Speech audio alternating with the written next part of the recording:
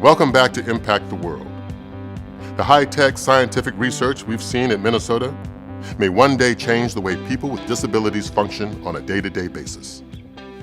At Indiana University, treatment for those with disabilities is happening right now. But this story is unplugged. No wires, no technology, just pure healing. Bradford Woods, Indiana University's 2,500-acre outdoor recreational facility, doesn't look or feel like a hospital. But this serene setting has served as the backdrop for hours of healing throughout the last quarter century. 8, 9, 10. Healing that has been accomplished thanks to some very special horses.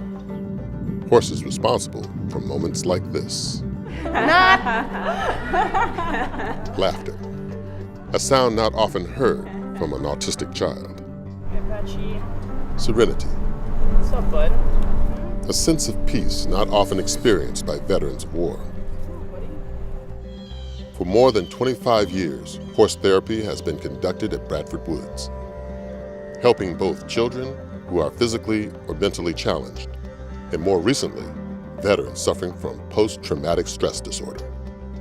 We're not physical therapists or occupational therapists, but we are certified therapeutic riding instructors. You're doing good. And it just so happens that our tool is our horses.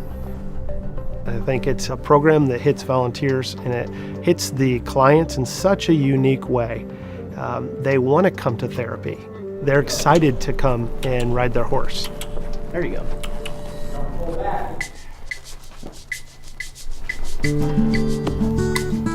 Most of the horses at Bradford Woods are rescue horses, like Taffy. I'm putting rings on Taffy's ears.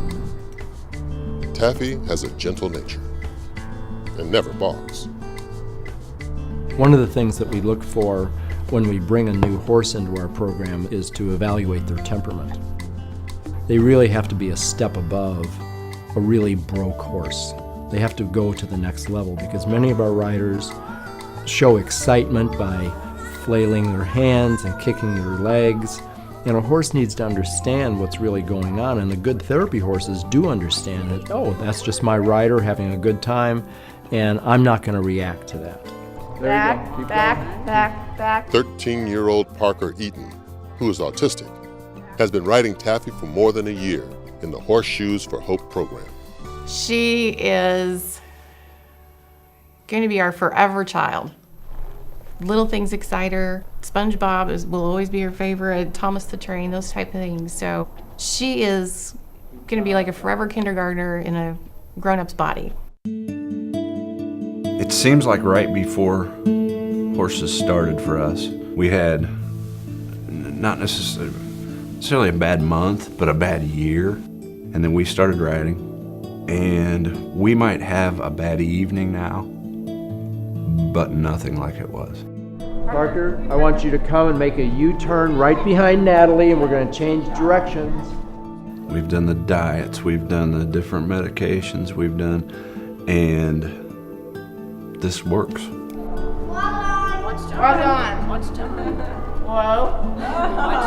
During Parker's time riding Taffy, she's made substantial progress in her ability to communicate with others. What's the farthest state out west? Do you know? California. It's all about the connection with the horse. Immediately they start trusting, and they understand this horse isn't going to do anything to hurt them. Because of that comfort zone that they have found themselves in, the walls seem to come down. It's also helped improve her balance. Hands up, Paul. Our next exercise is we take our hands straight out to the side. Okay. I think that it just kind of helps center her and calm her and bring her back into the moment, which with autism, a lot of times those kids are not in the moment, they're somewhere else. The big one that I see is behavior. When you have someone that you can't necessarily control, behavior is everything. It is huge. I mean, there's something to it.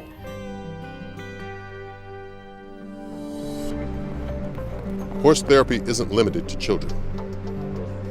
In 2010, Indiana created a new program, Horses for Heroes, designed to help those who survive the terrors of combat readjust to civilian life.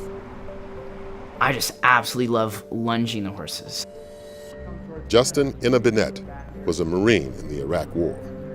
I suffer from PTSD, and they tell me I have what's known as slight TBI, traumatic brain injury. One of the toughest things for me was, dealing with everything and dealing with loss over there.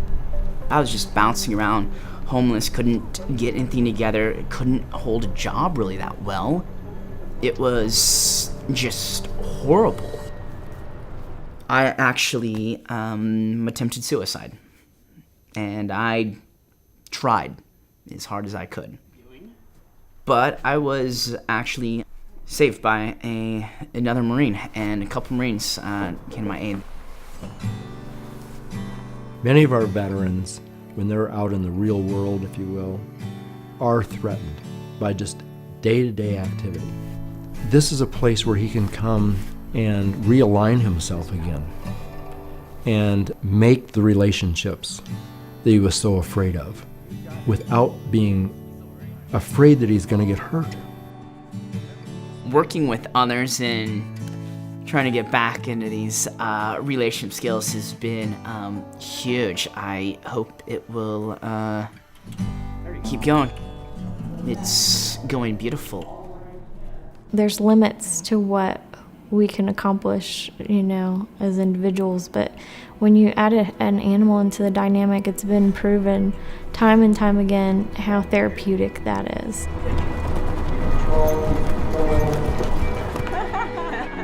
If we were to purchase a horse and have him in the backyard, we would not get the same effect. I know that. Because if we would, we'd have a horse.